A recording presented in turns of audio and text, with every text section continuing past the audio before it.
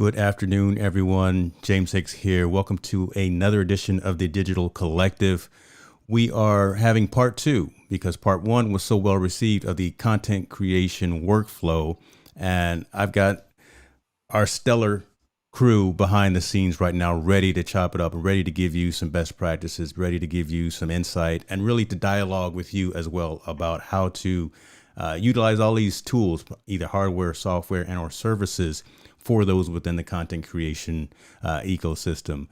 I must say a quick shout out to everyone who's joining. I see that we are utilizing some new technology from Restream pairs, and we have actually brought in a couple of our guests streams into this environment as well. So we've got folks coming in from all over the place. So shouts out to you, stewardvideo.com. Well, you were second to make a comment. Okay, well, you were first. I brought you up first. So welcome, Steward Video. In the trading, hello, good to have you. Good to have you. And look at this guy right here. We got the man himself, Mr. John Venturini. Good to have you, sir. Awesome, fun things. I know that guy. Maybe we'll get a chance to talk to them in a little bit. But and then the friend of the channel, Laura Williams. Always a pleasure to have you here. Let's not delay. No one came to see me. You guys all came to see these stars behind the scenes. So let me just bring them on all together and say welcome, Derrick. Welcome, Matt, welcome. and Robert. Howdy. How are you guys? Fabulous. Hope you're doing well, James. Always fun to be here. It's Friday. Man, it's Friday. We're ready to go. See, there we go. Right. You Derrick, came on already drinking a glass of something, some type of cab. I can't make it happen. It's without a little glass of some, Cabernet to get the weekend started. So it's how we roll. I'm on the West Coast. So I'm still drinking coffee. So. I got you. I'll pour it down from that window. It'll drop into yours. That's perfect. Okay. I love it. I tell you what, let's go ahead. And I don't want to make any assumptions. I want folks that are chiming in to get a chance to get to know who's on the panel today. So I'm going to start to my immediate left and we'll start with you, Derrick. If you can just tell the folks real briefly that elevator pitch of who Derrick Floyd is. All right. Derrick Floyd is a singer, songwriter, composer, technologist, YouTuber, and senior account manager for a company back there. See the big IK logo for IK Multimedia, which is a music technology company. We make products like this thing right here, our Extreme Pro, that help you get sound into your stream, whatever you have, whether it be iPhone, iPad, Mac, or PC. And I also have a YouTube channel called The Beautiful Now Project, which talks about keeping you uplifted, staying encouraged, and living inspired. That's what we do. I love it. Let's go ahead and swing on over to Mr. Haas. Excellent. Matt Haas here. I am a technology expert and a graphic design expert, but I have 4 YouTube channels because I love YouTube and I love that it gives you the ability to have an audience with nothing but consumer level gear and something to say with no one in the middle. You can have an audience. I just love that. I teach people to make searchable videos that people watch. Not bots, people. And that's the secret on YouTube. I have a YouTube channel called All Things YouTube and a whole bunch of other properties that are going to be flipping over here. I would like to have fun on the internet. So I'm here. That could be said wrong. We'll let that go. He's a geek in a good way. And we love it. So thank you, Matt. Appreciate you. Last but not least, ladies and gentlemen, Mr. Robert Lee. Well, thank you, James. Thank you very much. So I'm the founder and the executive video producer of Shalala Productions, where we specialize in creating marketing videos and providing live stream video production on site or remotely to help others with their live streaming and their video efforts, especially when it comes to just trying to help get their message out there. So that way we could help ease the challenge of just addressing any technical issues or any logistical, all the fun stuff. So as an offshoot of that, as on my off time, I always like to tinker to try to figure out things, what things work, what make things better to help the stream to go well as the fun stuff of doing content creation and also as they say, like the push buttons, which I think It'll happen later. Don't push any more buttons, because every time you push a button, something wrong happens. As with your case, right? See, there we go, right? As with your case with Facebook right now. So stop pushing I buttons. just want the cool stuff like that. You know, I'm just jelly right now. That's all I can say. 5 minutes and the show's already gone off the rails. Let's get focused and let's get back into it. So again, part 2, and folks, if you got a question for the panel, definitely put a Q in front of it so we can address that as we talk. But wanted to go over those high level categories that we had last time, right? Production, tools, best practices, and ideas for everyone within the content ecosystem. And this week wanted to kind of talk about pre, intra, and post stream activities. So talking about what do you do as you're preparing for stream in terms of research, gathering information, sending out an invite to the interviewee, and creating and preparing marketing promos and things of that nature. So let me start off with you, Derrick, because you weren't here last time. And just again, what do you're preparing a stream and you've got an idea, or you may even already have someone that you want to interview. Sure. What's kind of that workflow that you go through in terms of moving forward and getting that on your content calendar, so to speak? That's a great question. The very first thing I do before I even get started or dive into preparing for the stream itself is get to know the guest. So I try to do my research on the guest, make sure I have the right information, make sure I have a really great set of questions that will keep the guest engaged and those that are watching engaged. So, that always takes a little bit of prep to make sure you know how the guest is going to feel and make them comfortable. Once I have those questions together, I dial them and send them to the guest right away, normally 7 days prior, so the guest can feel comfortable how we're going to flow the interview. After I've got the questions over, then I go into pre-production stage within Ecamm. I write out the script, not 100%, but a really strong outline of how I'm going to flow through it. And when the script is built, then I can look for images or context where I can put in the scenes. Because of course with Ecamm, you can, program those scenes into buttons as you go in with Stream Deck. So I basically pre-produce the entire project before he even gets on, or he or she gets on the screen. So all my scenes are set up, all my drops and, the lower thirds and all that stuff is already in there. Let me hold on. Let me back that up a little bit, because you went into a whole many different avenues right there, and Ecamm, right? I mean, just the capabilities of that plus the Stream Deck. But I actually want to dial it down just a little bit more, because you said when you gather that research and you gather that information, are you old school pen and paper? Are you using something like just Apple Notes? Are you using like a platform? Man, I think Notes. we need to have that kind of conversation as well, so folks have an idea of what rock stars like you guys are using. Apple Notes. I put the person's name at the top, and Okay. Then what? I Google them. I know that sounds super simple, easy, Yeah. but I want to know what the world knows about that person. So you put a person's name in Google and everything drops down, Right. whatever the world knows. And then you can kind of gather what's already been said. And then I try to ask the questions that Google didn't know. Okay. So it makes it more engaging. You know what I mean? I got you. Okay. I apologize for interrupting, but I wanted to not make that assumption. So folks, because there's so many tools that are out there, right? And I'm guilty of this. I've gone through so many of them over the course of my career, my profession as well. I'm flipping back and forth now as well, but just wanted to have that dialogue. I love that. And the funny thing, why I use Google Notes or why I use Apple Notes is because it's on all my devices. And it's so if I'm somewhere and I got to jot an idea down, Yeah. by the time I get home, it shows up on my computer. Good point. So I don't have to do a bunch of fumbling around. So like you said, all about workflow. I got to cut down as much of doing something 3 or 4 times as possible. So if I'm putting everything in one space, it's going to be Apple Notes because I know it's going to show up on my phone when I'm on the toilet taking down ideas, whatever. It shows up everywhere. Yeah, that's real talk right there. So we Come getting now, real, we all folks. think on the toilet. Let's just be real. Yes, sir. That's where the real work gets done. I hear you. Pretty much. There you go. See, Robert There he knows. goes. The show's gone off the rails again. There we go. We're in the toilet. And then I get to the office and it's right there. So that's how it works. Good one, James.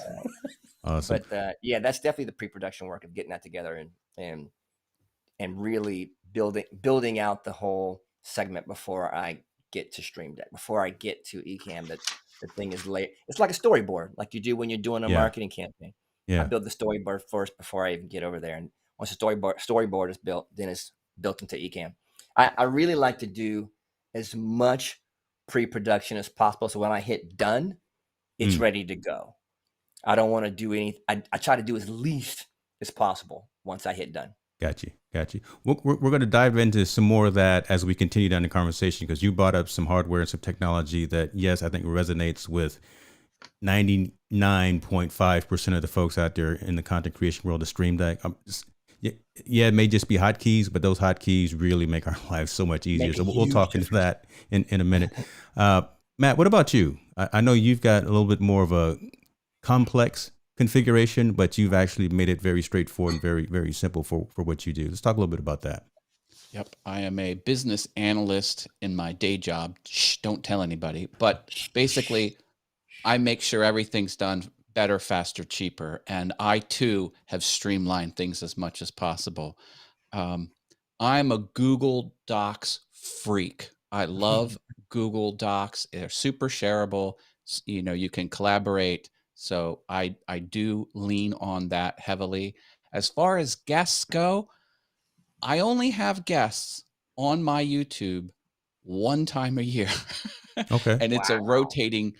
I have many guests. Each co-host has 5 minutes, and we complain about technology during the airing of grievances for Festivus. So I have a Festivus show.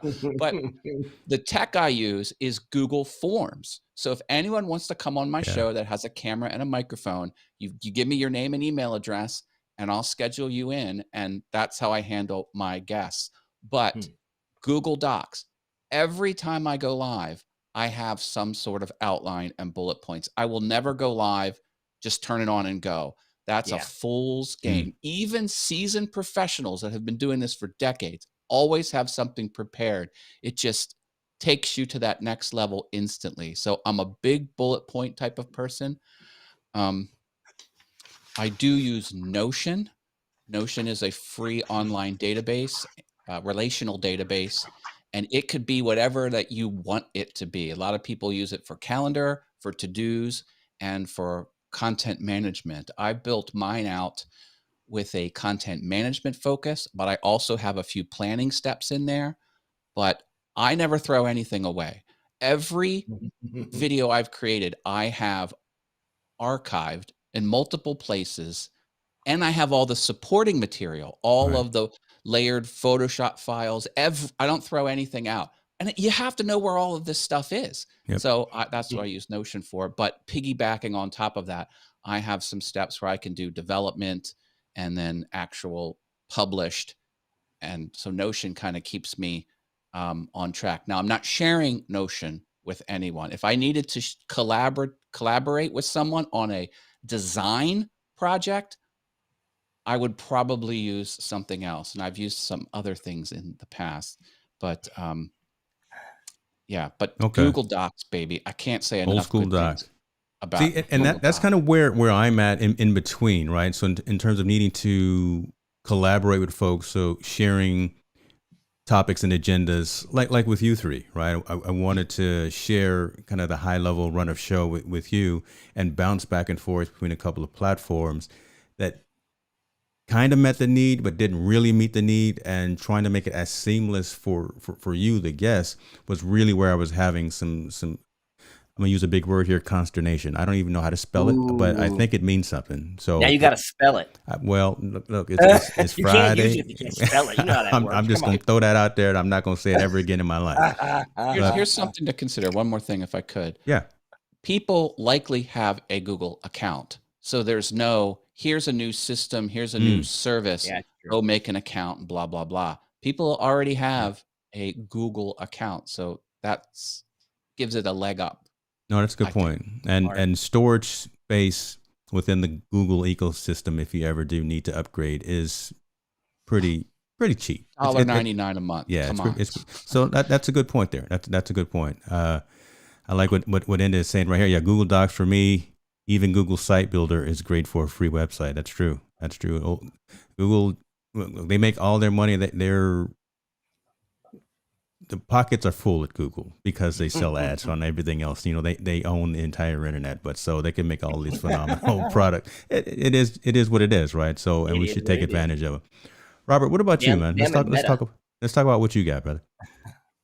Well, I mean, it pretty much kind of reiterate what folks have been talking about with Google Docs. I know, like with you and Matt knew firsthand, I've had a lot of trouble trying to figure it out.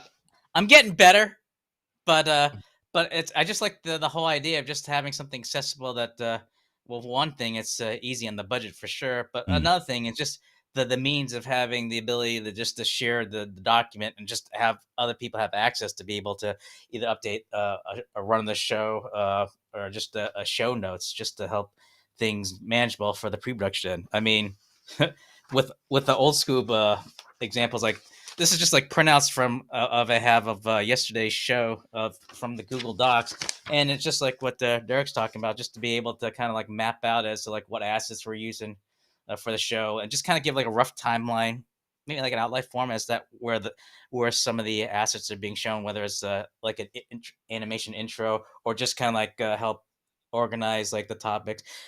It's a delicate balance between you want to be organized as to like help have the show go fairly smoothly, but you don't want it to take away from the spontaneity in terms of how the conversation goes. So to that point, it's just a matter of, like, to provide the framework and the structure in terms of being organized, but not so much the case where it's like down to the minute of saying, okay, we're gonna talk about XYZ only for this much, and Yeah, then we're gonna have you talk. that's a good point.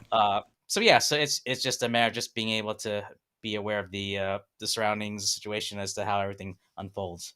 Let me ask you this then, and for all three of you, how much of what you use in Notion and our Google Docs and our Apple Notes is repeatable and is automated, right? I mean, do you have to recreate that run of show from top to bottom each and every time, or is it more of like a template type of scenario where you can just plug in, this is who I'm interviewing, this is their headshot, that kind of thing, and you've already got it kind of laid out, or do you have to recreate that document every single time you do a show? I'll jump in. My Notion does backflips, baby. It is very templated, very autofill. I have to do hardly any button pushes in Notion. And then as far as the run of show, I've got my shows sort of down now, and I have my outline, which is a growing document. I have a document with 167 shows on it. It's a huge document. Okay. But at the top, I have my run of show, and I just copy it, paste it, and then delete the run of show below, and I have my outline. And I print out my Google Docs, and I have them for just page one. You don't want to send the whole document to the printer because it'll print all day long. So I always have to do page one of one, or page, Yeah, remember, because page it's one. the ink that you pay for. You don't pay for the printer. Yeah. So yeah, Notion does backflips, and I just keep copying and pasting my run of show in my massive Google document where I have my show notes, and it's just so if I ever want to go back, I have everything I talked about in one doc. That's about it for me. That's So pretty sweet, man. yeah, that's so I like that. Now, do you take advantage of the mobile environment as well? Because I know Notion has a mobile environment, and see, again, I'm coming back. I'm being selfish. I'm trying to find, honestly, a platform for myself that works, that allows me to not have to recreate the wheel every single time, that's repeatable and is portable, right? So I can actually work on the document when I'm not sitting in front of my laptop, or I'm not sitting in front of the Mac Mini. I'm at the coffee shop. I got my phone with me, and I can plug in some data. The mobile app for Notion, is that Never tried it. okay? Interesting. Okay. Because Notion doesn't run my entire life. I use it for show prep, and I'm Yeah. usually here sitting down in front of my computer. But hey, you got the wheels turning. Maybe I'll fire that puppy up and try it out. But Give them I've 2 been days, okay folks. with Man, that. I'll have something Yeah. fired up in 48 hours, right? Yeah. And I would throw in, Apple Notes is pretty flexible. Yeah. I have a doc that just says outline notes, and then it says outline in the middle, images, question ideas, and so it's separating that space, and that lives on my phone or my computer. So if I'm at the coffee shop and I'm jotting down, I jot down ideas or jot down the questions. If I see an image of something pops, I can drag it, drop it right into Apple Notes, and when I get back, it's ready to go. So I just Apple Notes isn't super intuitive, I guess. It's just simple, and for me, I just need to get in and out. Kind of like Google Keep, Right. right? I just need a scratch pad. Okay. So for me, a Right. scratch pad is all I need because I'm normally somewhere else and I can just jot it down. And I just love having it right when I land and I can finish my thought process. So it just keeps it simple. I'm not as cool as Matt though, where I have all the stuff from all the questions I've asked. I do tend to keep some of the bigger episodes. Like if I interview a celeb or something, I try to keep those so I can go, okay, if I got to go back to that or look up a question, I keep them. But I should be like Matt and log them all. It's kind of a good way to think about it. It sounds like it's a lot more work, Matt, but I probably should be able to do that and log all that. I tell you what, I see Matt raised his hand like he was in class because he had something he wanted to talk about. But I have to do this and have to pause the show right now and give shouts out to Intra Trading, because this is, ever since I've been monetized, this is the first official super chat that I have gotten while going live. So appreciate you, man. Thank you, sir.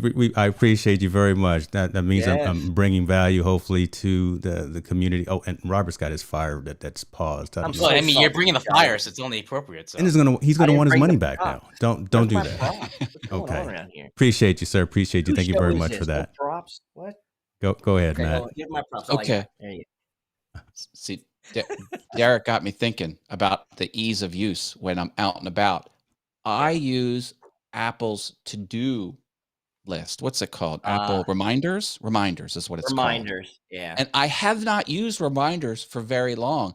And I can hit my Siri button and just speak something and timestamp it. And it's a way to instantly capture itty bitty bits of thoughts. It's pretty simple, but the simplicity is powerful. And that's, you can't do a whole show in Reminders, but if I'm out and about and I have a thought, I will say, remind me in 2 hours, blah, blah, blah, blah, blah. And it's there. I love it. So I love awesome. it. Quint, I see your comment here. I've starred this as a favorite. We're going to come to that because I want to cover a couple of things, but just shouts out. I see you, brother, and we are definitely going to get into that because that's a great question about preparing for what happens when you're live. Let me ask you guys about. So we talked about the notes. We talked about the prep part. Do you actually use and take advantage of a content calendar? I know it's a great idea, and this falls under the best practices piece of kind of the categories that we're talking about. Do you actually use? Mine's a 5-second reply. I have Notion, and sometimes you can view the content in a calendar format. Does the trick for me. That's all I do. Notion. Okay. Content calendar in what form, James? Like, I mean, I use iCal and it doesn't really. I plug in the stuff I plug in the specific auto things I need to remember. Like on Thursdays is my stream, I have those auto populated. On Mondays, I have my life hacks come out auto populated. But you mean just to see what's happening in the month, or so? I mean, kind of like a planning mechanism, right? So beginning of December, you say I want to do a show, or I'm going to do a show these days. I've got this potential guest. I want to post some micro content on Instagram, on TikTok, and you actually kind of plan out that calendar utilizing a tool. Robert, I know you use something like you use Social Bee. I use a platform called what is it called? Content Studio. There's Hootsuite. There's a lot of these platforms that allow you to kind of have a.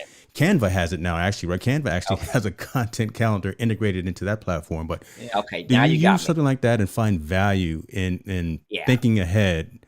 And it's not a loaded question, right? It sounds like it may be loaded, but of actually having something planned ahead where on Wednesday at 8 o'clock a.m., I'm going to push out this TikTok video that talks about the show coming up. I use Hootsuite faithfully. All my content goes into that. Wow. All is scheduled across the month. So like everything for the rest of this month is already up there. So everything coming from all of my platforms, Facebook, Instagram, Twitter, YouTube, all of it's set up in there, so it all goes out. So by the time I've pre-produced content, the only thing that doesn't go out there is the live event, but the live preview comes out or the live promo goes out. So everything is scheduled in there from the get. I would die without Hootsuite. Wow. It's just too many platforms to keep track of, too much to know what's going on.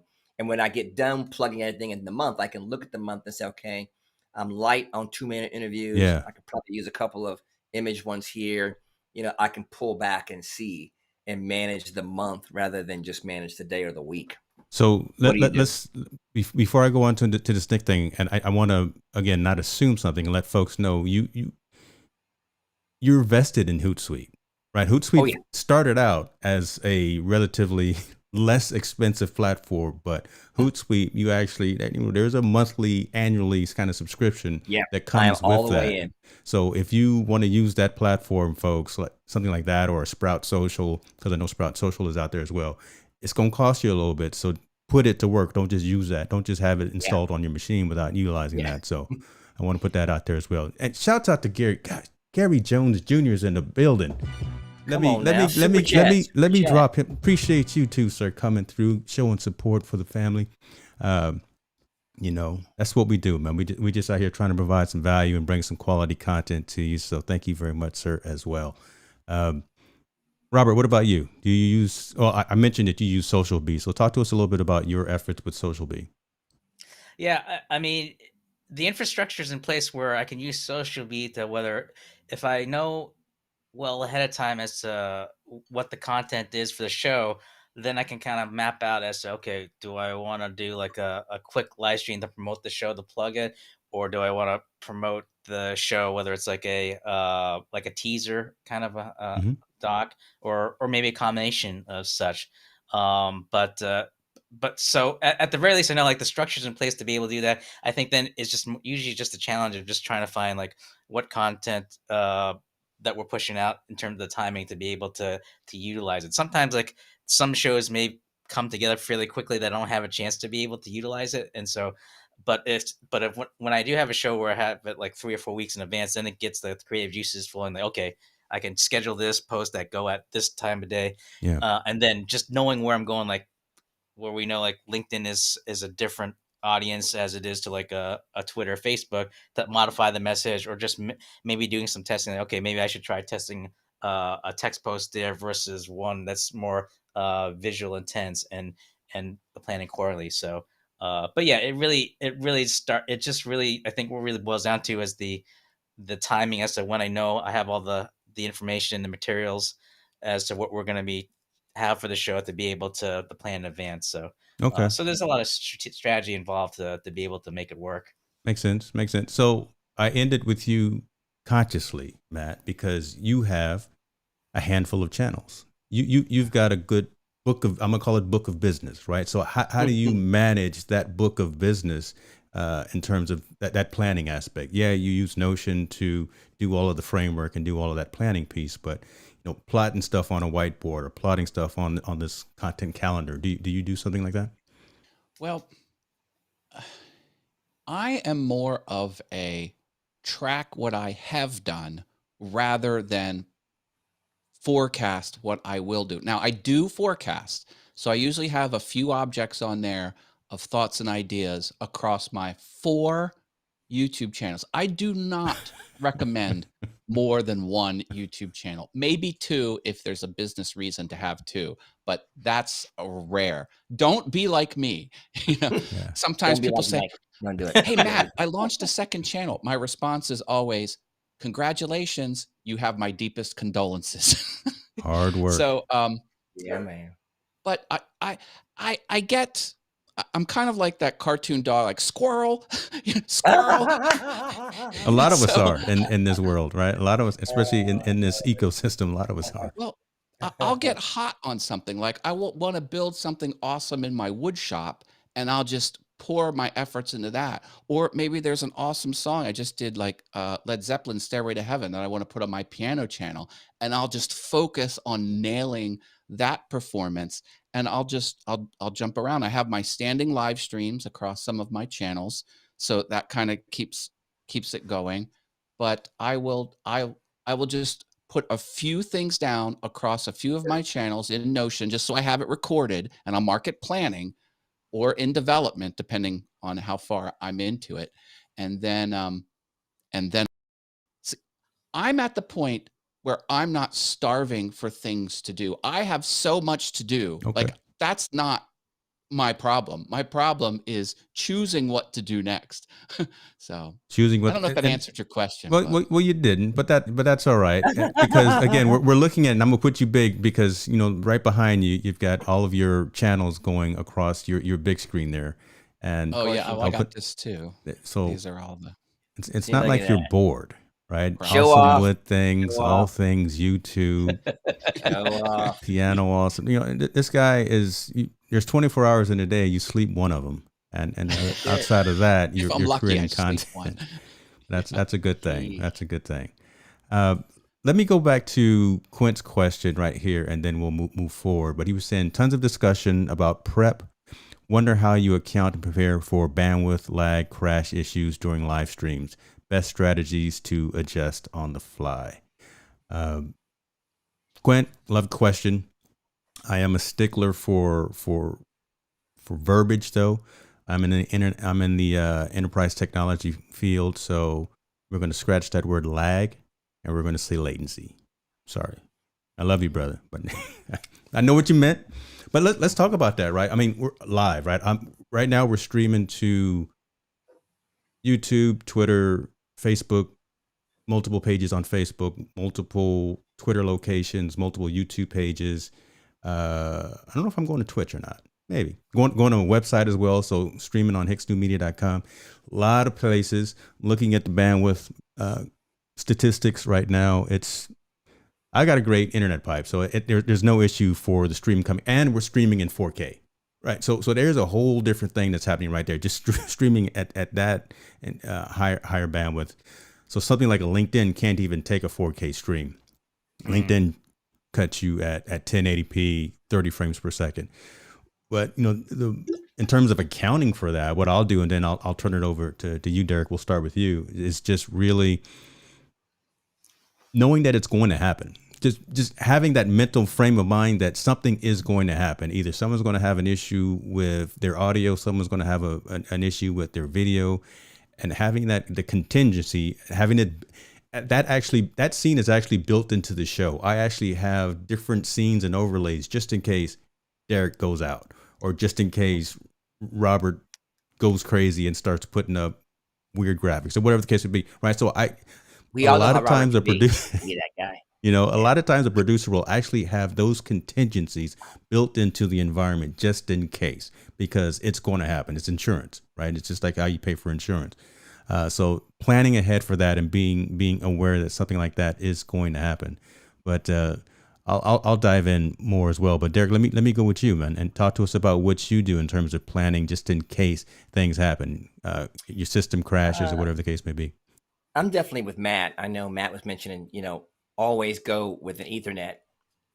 Go hardline. Do not ever go Wi-Fi, and that's the first rule of thumb on any live stream. Never, ever. One more time, ever go Wi-Fi. It's just not that reliable. Don't trust it. I don't care if they tell you it's the best Wi-Fi in the world.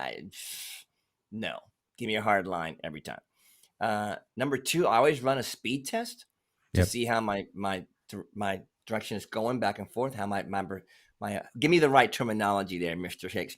I'm trying to test my internet speed, but what's my right terminology so I say it right? Oh, essentially, you're just trying to test your latency and your upload and your download speed, right? Yeah, just how fast it's coming out. I want to make sure I'm getting the maximum I can get that I'm paying for.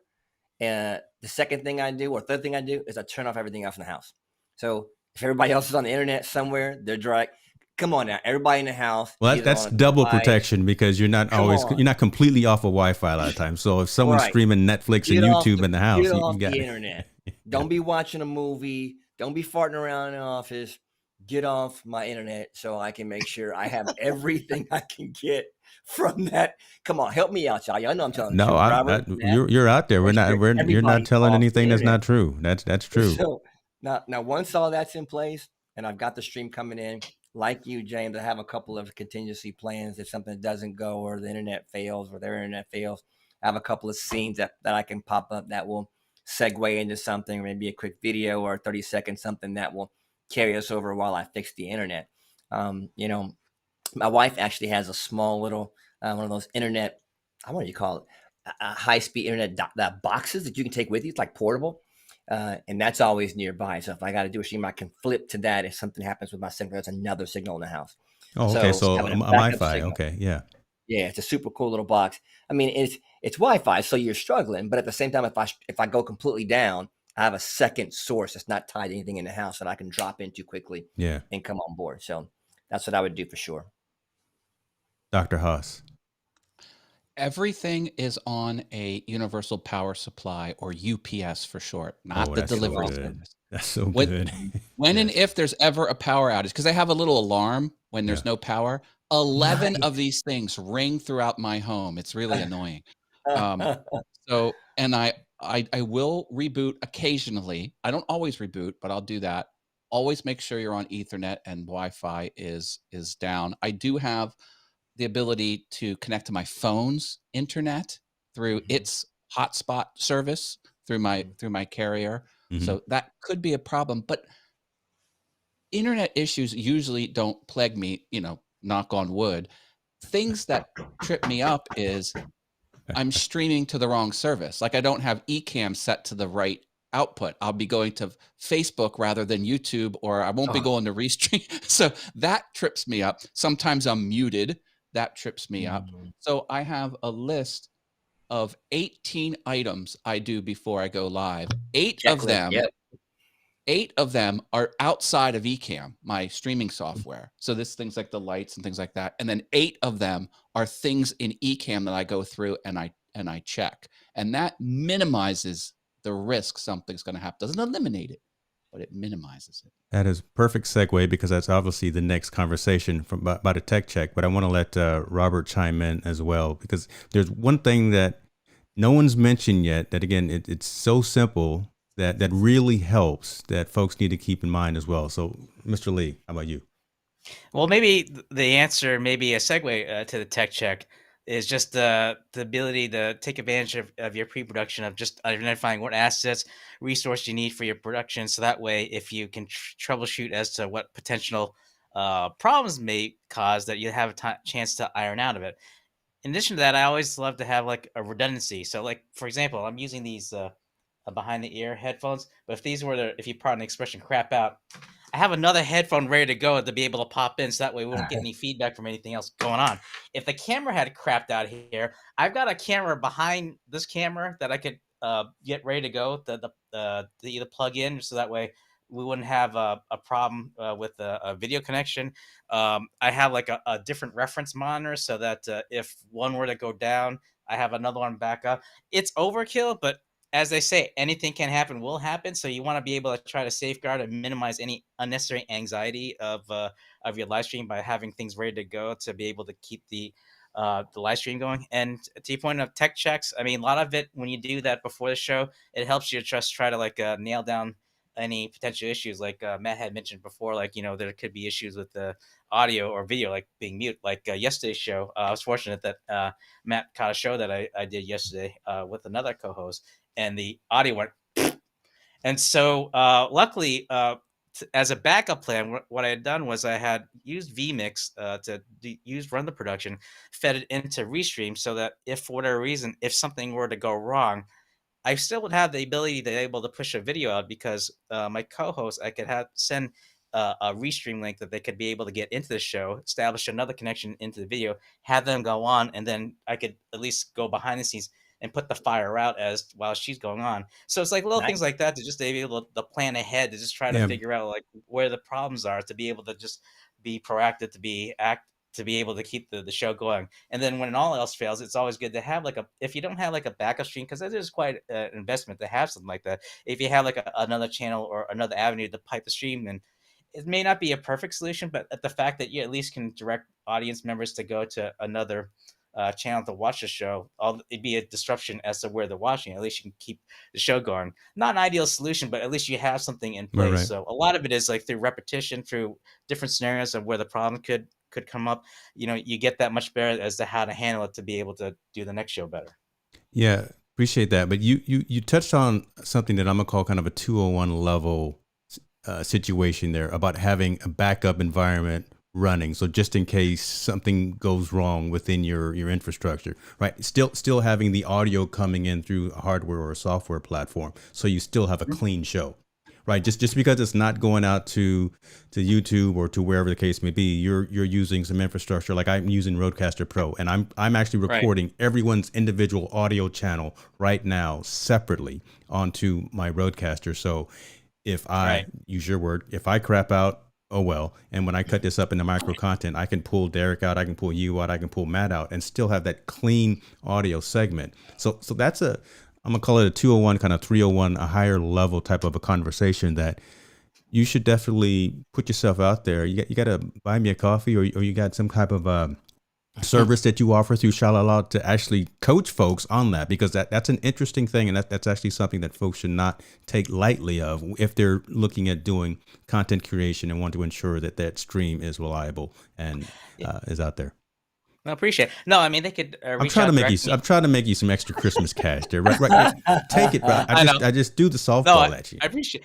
Okay. No, I was gonna say, like, they can always contact me through my website, the schedule appointment, and it's just a matter of just There having we that go. conversation to understand what the challenge is, to be able to work out a plan, or at least to walk through it. Because the best thing to learn is just to be able to do it hands on, and I find it that if you're able to do it like a one-on-one, or at least create a scenario where you can map out or try to simulate the problem to be able to have something tangible to be able to work with, is always a nice thing. Like I know, like now you're milking it, dude. See, Yeah. okay. Now you're just milking the whole situation. Okay, just take the flowers yes. that I gave you, man, and put them on the table. Can I ask Matt a question before we move off from this thing? Sure. Super important. Because you brought up something that you said, what if the stream that you set up in Restream, or like it fails and you have it connected to, you're using Ecamm and you didn't set up the right direction to go out? Like when you set up Ecamm, and maybe everyone that doesn't use Ecamm, but there's a section of Ecamm where it asks you to choose a destination. And if you've pre-set up in Restream where that's going to go, that destination shows up in Ecamm, correct, Matt? So when I use Restream, I will set up my live streams usually a month out, so I know where they're going to be. I use all the application there, put the images up, put the copy up, it's all there. And let's say I say Restream, I'm going to have a live stream on YouTube December 9th. So in Restream, it shows up, and when I open up YouTube, it's already there. Right. And then when I open up Ecamm and hit destination, that destination is chosen there for me already. Correct. There. Do you use that, Matt? And how does that, and has that happened where you went to that destination, but it stopped and you couldn't get back on that stream? Well, the thing is, you have to make the destination choice properly. Because when I first got on Restream, I set up Restream and I was going to go live now, like I didn't pre-schedule it. And then I went over to Ecamm and I hit go live, and it wasn't working. I was going to open a ticket, and I was like, oh, you have to choose Restream in Ecamm as the destination. But I've never run in. I think your question is, how do you fix something on the fly? No, if you go to the wrong thing, you have to shut it down and start over, as far as I know. Pretty much. Because I've launched one from Ecamm and forgot to hit the destination.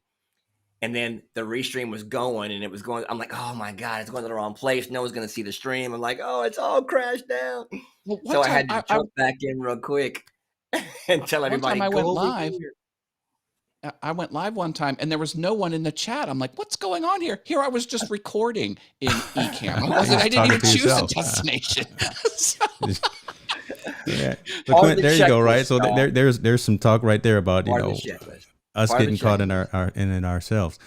The thing that I was wanting to see if someone brought up was really about your Chrome browser or your internet browser and all the multiple tabs, making sure that those tabs that are not necessary are closed, because especially something like Chrome, which is a resource hog, just every single, they say they're working on performance, but they're not, right? It's just not, right? When you've got video playing on a particular tab, when you're trying to monitor maybe your stream in another tab, you got YouTube open, that's pulling a lot of resources from you. And if you don't have that really high internet pipe going up, that's going to take all of the resources, because it's trying to allocate that. So that's one that I would add to, again, just making sure that issues while going live don't really affect you. So the modern Macs have really minimized the problem of application resources. Not talking resources as an internet pipe, but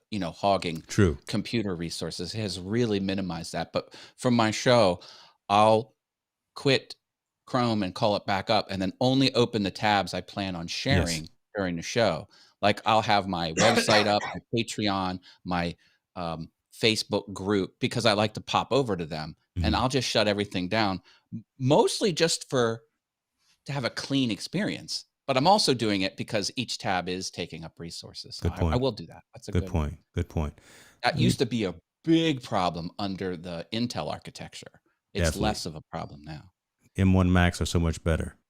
Mr. Natividad, good to see you, sir. I like your question here. How do you handle and filter negative feedback? Thinking about creating instructional videos for marksmanship. So that's, man, having a let's talk to the guy who's got 4 or 5 YouTube channels first. Let's go into that, because I know, and I've seen you deal with trolls and unsavory comments. Let's go. I love this question. Here's the thing. I put stuff out in the world that I think is going to be helpful, and I put out stuff that I hope people can follow my adventures as I figure things out and just try and learn and just share the process. So I'm not putting stuff out with the intention of hurting someone or degrading someone or bringing someone down or putting something over. So any negative feedback that comes my way, it rolls right off my back. It does not bother me one single bit. You just don't let it bother you. I'm untouchable as far as that. I just think, oh, well, you have a problem with this? Okay, I can't please everybody. I'm not out to please everybody. I'm out to share what I'm sharing. And if you want to come along for the ride, I hope you find it enjoyable. And I've gotten some crazy, I've got yelled at for the dumbest things. I don't lose a wink of sleep. Someone said, I'm downvoting your video because you used plywood. You should have used solid wood. I got complaints that my fingernails were too clean. Someone didn't like my fingernails. I mean, you can't go at it trying to not have people be mad at you. Don't even try. It's just, I don't know. Have a thick skin, right? And know that you're not winning unless you got some trolls and some haters out there. I have one little catchphrase I say in my head when I have a hater, and it has some bad words, but I'll censor myself. I'm just like, F that mother effer. There you go. Oh my goodness. That's what you gotta say to yourself. I'm gonna have to put that explicit tag on this one. No. That's what I have to say. Let me go to you, Derrick, man, because you've got a lot of shows, right, as well, and you interview, you talk about a lot of different topics, similar to what I do. And I'm just wondering, again, when you got someone who doesn't agree with your methodology or what you're talking about, how do you deal with that? First of all, I just want to say props to Matt for managing 4 different YouTube channels. You must be insane and glutton for punishment. I have 3 segments on one YouTube channel, and it's plenty for me to do to keep up those 3 segments. So you are out of your friggin' mind. But hey, good. I'm not disagreeing. Negative comments. The first thing I always say, hey, thank you for your input. I appreciate the things that you're saying. I may not always agree, but I really appreciate how you're coming at with that. Let's talk offline. Maybe we can get together with a solution. Please email me your information so I can get back with you right away. Done. Because I find that if I can diffuse that person and let them speak their piece, but I don't have the time to let them spill the entire negativity on the show, then it's, hey, thanks for your input. I really appreciate that. I may not agree with that, but I'd love to talk with that further offline. Please email me at XYZ so we can talk about that. That at least lets that person be heard. He doesn't continue his rant. And sometimes their discussion is valid. Sometimes it's something I should think about or consider. So it gives me the ability to think about it later. That's how I handle it. So you actually care, huh? Well, it's like I have to be able to decipher. I always use the sift method. Someone's going to pour a bunch of dirt on my stuff, but sometimes in that dirt there's gold. And if I can sift it, I might find something in there. Okay. But if I don't have time to sift in the middle of a show. So let me sift it later. That gives me time. I like that. There you go. Make it plain there. Like my pastor always used to say, make it plain. I like that for sure. Okay. And it solves that person from walking away angry from my show. Yeah. He was at least heard. I didn't cuss him out. I didn't give him any negative feedback. I listened to what he had to say. And the guy can't go away going, well, he didn't even talk. He can't say any of that. He said, well, he thanked me. He appreciated what I said. He has nothing to go against with me negatively because I handled him in a positive light. Good point. Robert, what about you? How do you deal with the haters, the trolls, the off-topic comments, right? Or someone's trying to take you off of your game, kind of thing? I mean, pretty much what Matt and Derek said pretty much is I would agree with. I mean, the only thing I would add is that the unusual types of posts like the bots or spam where like it has nothing to do with your topic and they're Hmm. just like either like soliciting whatever. And so it's just a matter of like, I mean, I don't I think because of the nature of the language or just because of how it was inappropriate, I mean, those are things I just have to remove just because it actually has nothing to do with the topic, and Yeah. it just it just doesn't bring any value or any relevancy to it. So I mean that's the only thing I can add is just that if the content there is not so much trolling, but just either non sequitur or just even just a gross. Yeah. Conduct, Yeah, it's just the things just to watch out for, so, got you. but that's the only thing I could add to what the other gentlemen have said. Makes sense. Yeah. Makes sense. So that, I guess, long story short, David, it's going to happen. You're going to have people who disagree with what you're putting out, even if it's the best thing since sliced bread. You're going to have a Mhm. hater out there. You're going to have a troll. And again, I'll say that statement again. If you're not winning unless you have them. But don't let that deter you from going out there, pressing record, and actually putting out your content, spreading your message. Those folks may actually be the criticism may be constructive. Actually, to kind of use what Derek was saying, right? Actually take it, evaluate it, and say this may help me as well as I move down my journey. So, and I know you've got the thick skin, so you're not gonna let anyone get underneath your skin and deter you. So, take it for what it's worth, man. Go out there and create your content and go along this journey. So we've talked a little bit about pre in terms of notes, in terms of framework, foundation, how we prepare content calendars, going out there and forecasting what we're doing for the next days, weeks, months, things of that nature. I've talked a little bit about infrastructure issues as they may arise, especially going live. And it's a whole different thing going live versus video on demand as well, right? Video on demand, look, you can chop that up in Final Cut or in whatever application that Adobe application, whatever you're using, and make it look 100% perfect.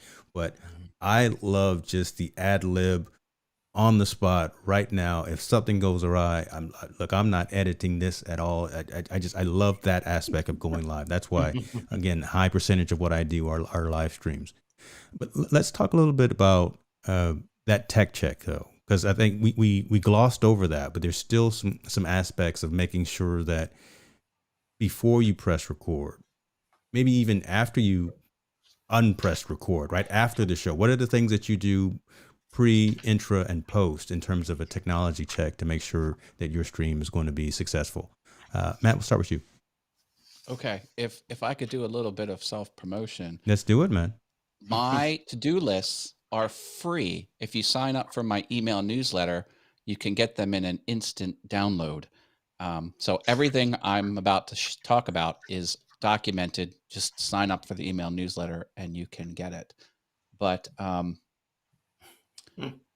for prepping for live, I will create a unique thumbnail. I'll do the marketing blasts all over the interwebs, turn on the studio lights. I'll confirm my audio because I have a Rodecaster Pro. It's pretty complicated, and make sure I'm unmuted. Turn off Wi-Fi, reboot if needed. I don't always reboot. Print my bulleted list because I'll never go on air without one. And I'll set my Stream Deck. I have this sleep pretty fast. Anyway, I do that. When I'm inside Ecamm, I have 8 things I do to make sure Ecamm is right. Because look, I make a lot of content across a lot of channels, and I need different settings, so it's never the same. So this keeps me grounded. I make sure I'm at 60 frames a second, 1080p. I configure my copy paste doc before I print it because I got to have that. I configure the countdown timer. I configure the scrolling type. I configure the bald spot cam. I've got a different camera that I use during my countdown timer. The second monitor resolution I have to make sure is correct because when I share my screen like this, I don't like to share my screen being my gargantuanly huge monitor because it makes everything smaller. So to be kind to my viewers, I set, anyways, I do that. And then I make sure the overlay lines up. This you can't really tell, but don't you hate when you're watching a streamer and they go to read an article and then the paragraph of text that they're reading is half cut off by the frame of their overlay? Yes.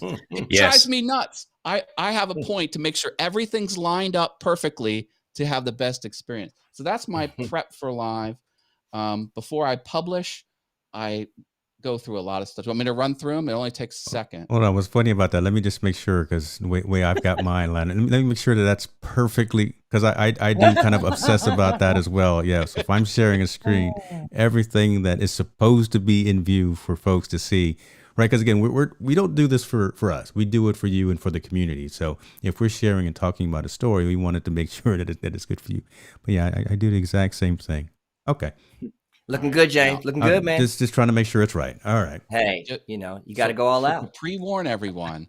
This is going to sound like a lot of work, but listen, if you're making content, you got to put in the work. You just can't drop a live stream and then go away. Hold on. Say that one more time. Don't gloss over that. Say that one more time.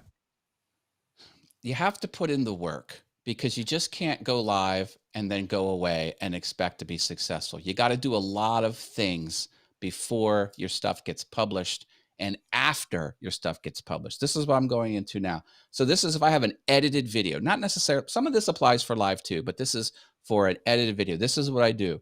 I do all the metadata, every piece of metadata. You can't ignore anything: title, description, keywords, cards, end screens, and closed captioning. You got to do it, folks. You got to do it. There's a whole reason why. We'll skip over that. Everything must be in a playlist. The thumbnail, you have to create not only the thumbnail for the video, you've got to create the square one for Instagram. You got to create a thumbnail for your blog without the logo in it, because your blog already has the logo in the map. So you need to create all these little graphics in the proper sizes. That's why Hootsuite tripped me up, because it tried to jam one size fits all, and I have to learn how to push the buttons in Hootsuite. But that's what I ran into. Sometimes you should do a 30-second teaser video, do the email newsletter, draft my blog post, draft an instructable if I'm doing something on my woodworking channel. There's a website teaches you step-by-step how to do something, and then add my content to Notion. And then after I publish it, now this is where it really gets squirrely. You again, make sure it's in a playlist. Make sure there's a featured video on your homepage of YouTube, because that's an old legacy feature, but it's still there. Yeah. You shouldn't ignore it. So I make sure the current video is featured. I post my content all over the Facebook groups, the Twitters, the Instagram, with the link in the bio. And I go on Patreon. I put a Patreon post, a blog post, sometimes LinkedIn, and then I'll post my Instructable live, and then I'll send the email newsletter. It's got to go. Wow. You got to put in this work, folks. Wow. You got to put in this work. Yeah, I was going to do it. I had my fingers on a button, and you did it for me anyway. So thank you. Thank you. And one more time, can I give you a preacher thing? Amen. Amen. So amen. There it is right there, folks. And I won't necessarily, I think we all kind of agree with that, but they're putting in the work, putting the work into the craft. If you're serious about this. Yeah, you can't, again, a lot of times folks just say, put your phone out there in front of your face, press record, and go live.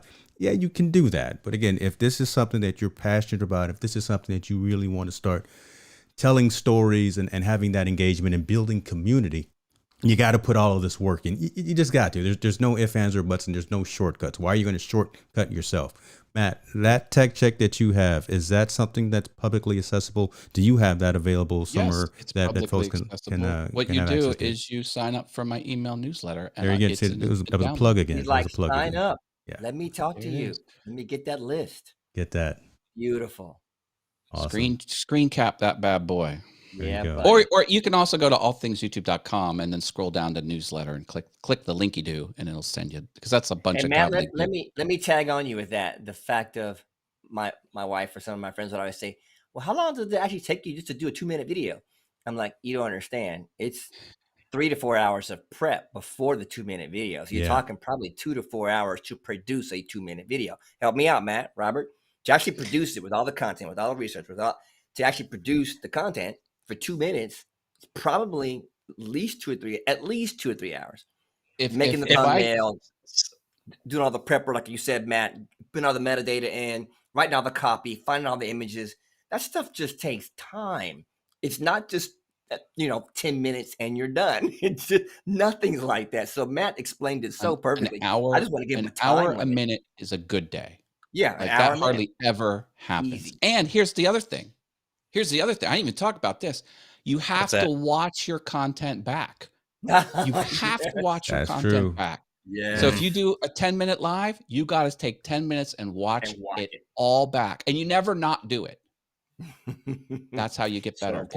That's a good non-assumption right there as well. Because for like my audio podcast, a lot of times you hear folks that say they don't like listening to themselves or whatever, but you've got to sit in the seat of your audience and kind of see what that intro sounds like, see what your opening remarks sounds like, see what your guest sounds like, and make sure that your levels are correct on your audio mixer and things like that. These are the things that you've just got to do. Don't be deterred by these things. We're saying that, yes, a lot of work, and if you want it to be high quality, you got to do these things. Now, if you just want to put something out there and you just want to put some video out there real quick and share, you're out there traveling with your family and you just want to shoot some random video. Yeah. Put that on Facebook. But if you're trying to be serious out here in these content creation streets, do some of these things that we're talking about, folks. Yeah. Matt close that whole subject up, though. So we can leave that. Matt I'm not even going to go into anything that I've got to say, but I do want to see what he put the kibosh on that. Let me address this right here from Quint. Rules change pretty rapidly and randomly at times. Are there things that you do to make sure you don't get a strike or demonetized, including guests, or are certain streams worth risking it for? Man, that's a timely question that you have right here, because one of these gentlemen on this stream right now just got a strike for part one. You got a strike for, right? Talk a little bit about that. Well, I mean, it's not really a strike. It was just more of you got a strike. With epidemic sound, right? Yeah. Explain the whole situation so it's not what vague. It is that a couple weeks ago when Matt and I were guest on James' show, I used Restream pairs to be able to push James' show to be able to shown on Shalala Productions YouTube channel, so that way help expand the reach for James' show. But the thing was that some of the music was tied to James' program, and what I didn't know that he had I keep saying epidural, but I meant to say epidemic sound.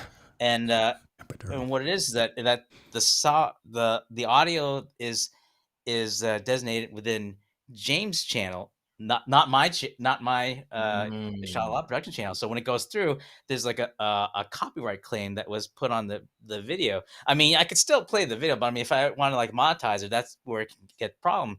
And so, sure enough, I reached out to Restream and say, hey, do you guys have like any template forms I could use to be able to reach out to say, hey, I got a strike and stuff like that. So, well, you have to go to the end user to be able to resolve it. I'm like, end users? Yeah, reach out to YouTube. I said, well, wait, if the strike come from Epidemic, it's a matter of reaching out to Epidemic to be able to explain the situation. So I had to reach out to James and say, hey, this is what happened. And then I find out that it's a personal account, not a commercial account, where you're able to extend the coverage there. So it's things like that to be able to watch out for, so that you can try to like head off that type of potential problem before it happens. Luckily, it's only a claim, so that it doesn't mean that I can't play the video. Just more like on the monetizing side of it, where if I wanted to be able to monetize from that video, that's where it poses problem. Because not to say that I don't think I'm gonna monetize it, but I mean, it's not something that I anticipate is going to happen right away. That it doesn't pose a challenge, but it does, at least for like next stream with another content creator or what have you. It's something to be aware of. As far as I know, you can only do one of three things. One, James had mentioned succinctly, where if you just make micro content of it, that's Yeah. something that shouldn't be a problem. Another thing is just that I think I had asked on Loria's program on Livestream Pro. She mentioned it's just a matter like if you also have an Epidemic Sounds account, just to be able to know like which tunes that you're playing, so that your subscription should be able to cover if when the music comes over as an option. And the third is just a matter, just kind of like if you're able like the get ahead of it in their pre-production, maybe it's just a matter of finding songs or music that may not warrant a copyright claim. So that just be an example of just things to watch out for when you deal with such challenges like that. That's true. So to recap for you, Quinn, really, and I think Matt said it best, right? Avoid it at all costs. Only use stuff, audio, images, videos that you own or are actually royalty free and copyright free. So within the YouTube environment, they actually have audio that is royalty free. There are a number of sites. We've mentioned Epidemic Sound. There's Audio Eye or something like that. There's a ton of other platforms as well that you pay for a subscription, so you actually own the right to be able to post those on your channel. But I almost think that Restream didn't plan for this with pairs, right? Because again, since I have that private license for the sound like everyone has heard in my intro and that you're going to hear in my outro as well, my channels are cleared for that. But yeah, when you're pairing that with other individuals and other creators, them getting a strike, because they don't explicitly say that you need to have that commercial license. I actually had to read in some very fine It's print. a claim, not a strike. Yeah. I'm sorry. Yeah, Right. I meant to say claim. Yeah, correct. So Yeah. good distinction as well. Yeah, it was the copyright claim. But Especially the way if you're doing a live stream too, guys, throw that out there. I did a live stream with someone else where I was taking their stream in and it was coming live off of my channel. Yeah. And they were playing regular jazz music from a bunch of different artists in a like a segue spot. And once the live stream was done, I got sent a message saying, hey, this whole 2-hour video cannot be monetized because this split second of content was owned by, Miles Davis, whoever the guy was they were playing in the background. I think it was Brian Culberson, matter of fact, which is a good friend of mine. So they said, well, you can't use this spot of it. So I went into YouTube Editor, which is in your YouTube studio, and just took that part, the music out, and spliced something else in there, hit upload, went back up, and they cleared it. So there are times when you can use the actual YouTube platform itself, go into YouTube Studio and remove the spot that they're talking about without losing the entire video. Just a heads up for that, as someone does have that. Do the I think it's the trim within the customization piece. Yeah. That's there for you, just in case. Yeah. And thanks, Matt, for clarifying my word there. Yeah. Claim versus a strike. A strike is definitely not what you want. The claim is just really a warning, and you don't want to get too many warnings, and then you start getting really, really looked at negatively. But yeah, the claim is more of the warning. Try having a music channel. I get copyright claimed left and right. And I'm not using the recorded song. I'm performing it with all my own instruments. They still get you because copyright is the actual published work and it's the melody. There's two parts to it, and they get you. So. Got you. The only thing I would add is like if for a project that we had to do early in the summer and it was like a live performance and they would use copyrighted music, and now we can't like we all know you can't have that going on a live stream. So luckily during like the pre-production meeting that we're able to say, hey, there's some sections that we can't play the music because you don't want to have like you don't want to have a strike on your videos. So we had to time it so that before the music would go on, we'd have to cut the audio and then at least alert the audience to know that, hey, for this portion of the video that we're streaming, we had the mute just because that there's music that playing that we don't have the rights to. So sometimes it's just a matter of just being upfront with the audience so that they know what's going on, so that they know it's not a tech problem, but just more of a copyright issue. In most cases that the audience understand, because either they're fellow streamers or just aware of the situation, that they're okay with it. So it's just a more of a point of just I'm a big advocate of a pre-production planning and everything like that you can catch a lot of these things so that it avoids the ability of losing anything that's left on top of your head here. So All of us low. That's why I normally wear a hat. I'm surprised I'm not wearing a hat here. You guys are seeing too Yeah. much. I shaved for you guys, right? So I actually cleaned You up just shaved a for the little wife. bit. Don't act up. But that's So okay. hopefully that was informative. Thanks, Quint, for chiming in. That was a great question that needed to be had. I tell you what, I want to still have a conversation about one last topic, and it kind of culminates what we've all talked about. We talked about pre, we talked about intro, we talked about post, but getting all of those individuals that you want to talk to, those people that you want to have a conversation with, how do you bring them into your ecosystem, into your environment? How do you schedule all of that?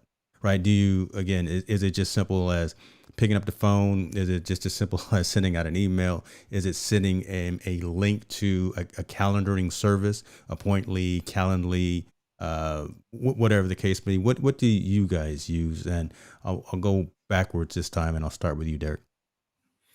I wish I was as good as y'all and use Calendly because I love that app. I've seen a lot of the creators use it. Mhm. So I think I'm gonna have to jump on that because I'm still old school. I'll send an email over. Hey, do you have a moment when we can chat?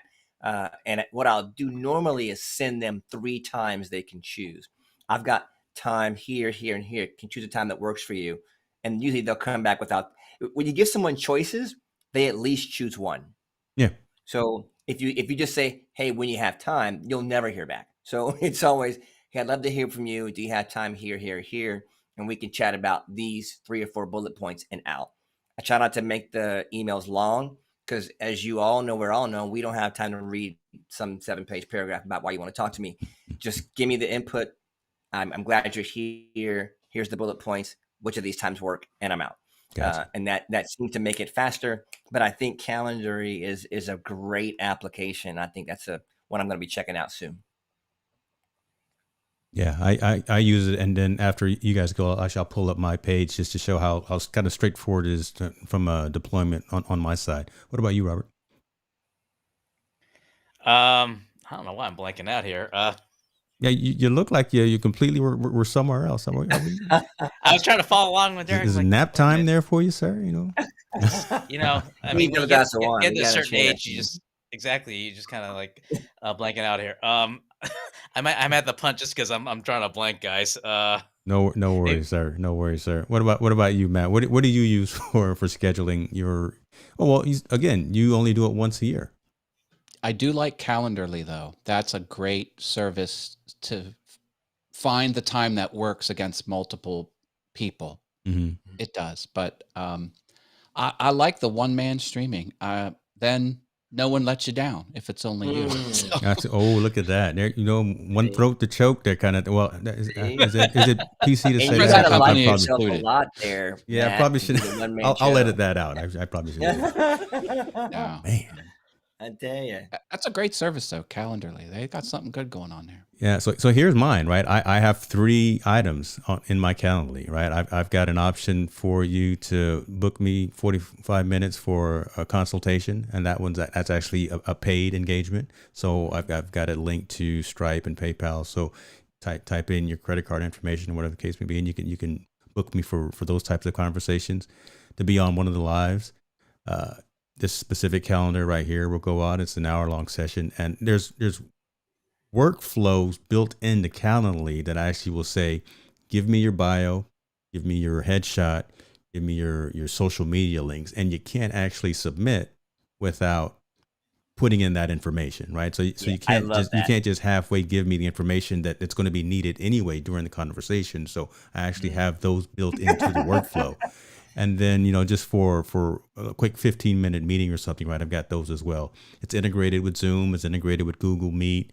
Love all of those capabilities as well. But one thing that they just launched, which will be important to you, Derrick, that you were just talking about, meeting polls.